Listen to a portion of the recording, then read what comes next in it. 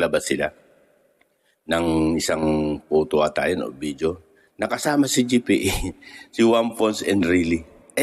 Base nga po, inuulit ko po after 3 days na buhay ang ating Panginoon. Pero si GPA, kung hindi po ako nagkakamali, 148 ata o 38 days na buhay uli.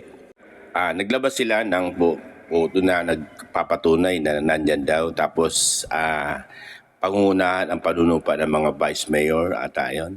Base doon sa sinabi ni Claire Castro. Naglabas sila ng isang photo ata yun o video. Nakasama si GPA, si Juan Ponce Enrile. Base nga po, inuulit ko po after 3 days na buhay ang ating Panginoon. Pero si GPA, kung hindi po ako nagkakamali, 148 ata o 38 days na buhay uli.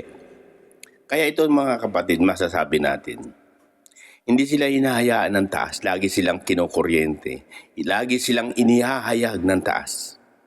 Sa lahat ng kanilang mga kasinungalingan. Nuknukan po kayo ng kasinungalingan talaga. Kung totoo man po yun yung nilabas nyo na kapatid, nilabas nila yung part na yun na para ipakita sa sambayan Pilipino, nandiyan ang Pangulo. Pero, hindi nila nakasama si GPA. 148 ata yan, 135 o 38 days. Nabuhay uli si GPA, di ba? Samantalang ang ating Panginoon, 3 days lang. Siya pala ganun kahaba bago siya nabuhay uli. Kaya ang panawagan natin, ilabas niyo po ang Pangulo. Nasaan ang Pangulo?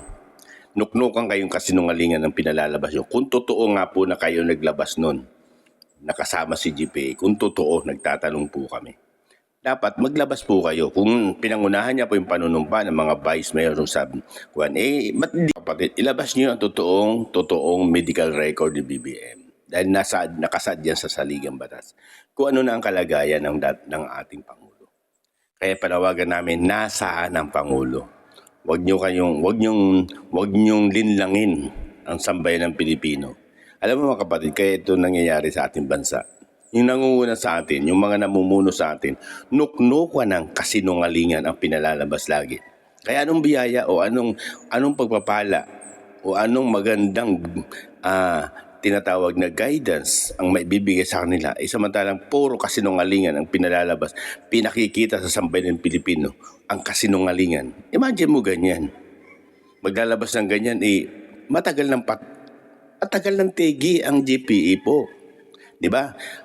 Nakahayag lang dito na talagang inihahayag kayo ng itaas na hindi kayo pwedeng magsinungaling pero nagagawa nyo magsinungaling. Kaya ubod kayo ng kanuknukan ng kasinungaling.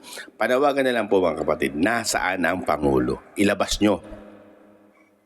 Pakita kayo ng video na talagang live. Pakita nyo ang Pangulo. Yun ang gusto ng sambayan ng Pilipino. Pakita nyo kung nararapat o ano talaga ang kalagayan ng Pangulo. Itinatago nyo Tapos maglalabas kayo. Hindi nyo alam, inihayag na kayo ng itaas. Kasinungalingan ang nilalagay nyo, sinasaksak nyo sa sambayan ng Pilipino. Sa ganyang simpleng pagpapakita ng kwan, pero nagagawa nyo yung kasinungalingan, pagsisinungaling sa sambayan ng Pilipino. Kaya paano pagpapalain ng sambayan o ang bansang Pilipinas sa ganyang sitwasyon na mga namumuno sa atin ay puro kasinungalingan, puro pagnanakaw, puro korupsyon. Kaya walang pagpapala Kaya walang nagagawa ng maayos. Kaya polluted ang utak nyo kasi nga unang-una, kasinungalingan ang gusto nyo. Ang hilig nyo magsalita ng mga fake news sila, pero kayo ang hari ng mga fake news sa ating bansang Pilipinas. Kaya nakaka-hype. Pero sana naman, maging tapat kayo sa saligang batas. Kung anong nakasaad sa saligang batas, iyon ang gawin nyo po. Mag-ulat kayo ng naayon sa batas para makita ng sambayan Pilipino ang totoong pamumuno nyo. Hindi puro kasinungalingan. Nasaan ang Pangulo? Ilabas nyo. Ito po ang masasabi ng natin kapag hindi nyo ginawa yan, may babaklas sa inyo dyan. Huwag nyong hintayin na kayo pa ay persahin, nabaklasin o ano paman. Nagmamasid lang po ang sambayan ng Pilipino. Nagmamasid lang po ang Armed Forces of the Philippines, PNP.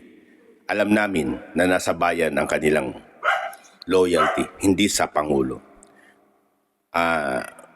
General Secretary Anyo, alam ko makabayan ka. Ipakita mo sa sambayanang Pilipino kung anong kalagayan ng ating Pangulo. Panawagan po. Naniniwala po ako sa iyong katapatan bilang isang general, isang naging AP chief.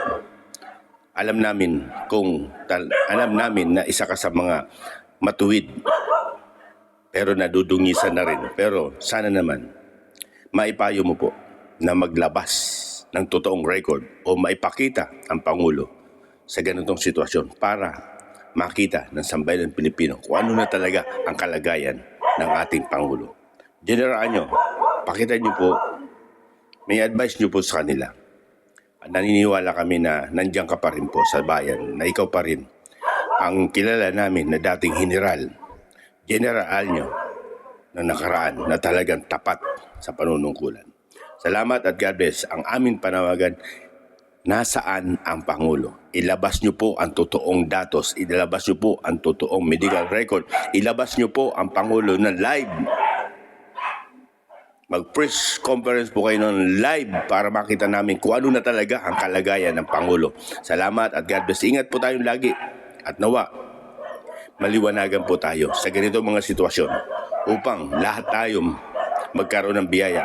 Pero sa ginagawa ng pamunuan o administrasyon to ng Marcos, nuknukan ng kasinungalingan.